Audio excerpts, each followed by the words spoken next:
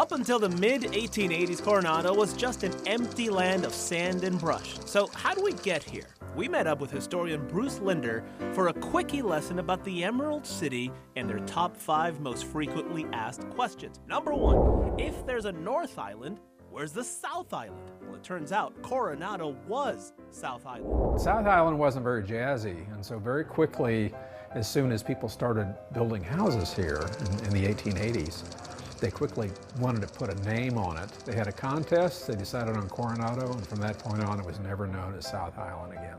And thus Coronado was born, incorporated in 1890. The U.S. government bought North Island in 1917, and the Navy filled in the Spanish bite during World War II. North Island today is an island in name only. Okay, number 2. Did L. Frank Baum really write The Wonderful Wizard of Oz in Coronado? That would explain why it's nicknamed the Emerald City. Well, no. There's a logical connection there, but in fact, he had already written the very first Wizard of Oz book before he came to Coronado.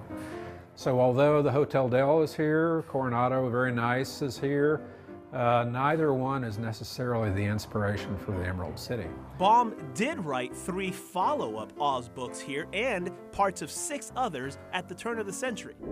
Number 3, was the Silver Strand man-made? And it isn't, nowhere close.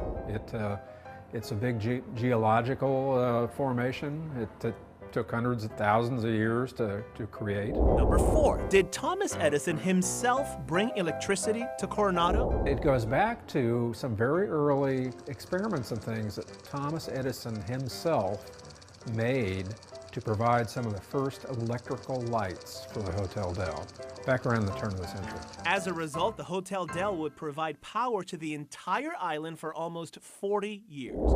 Number 5, the bridge. After 50 years and 9 different designs, all of them rejected by the Navy, people started talking. When it was approved, was there a secret design built in for national security? The rumor started that part of the design was that big center span of the bridge was designed to float. So if it ever collapsed, the Navy wouldn't be trapped and the fleet could get out. That isn't true.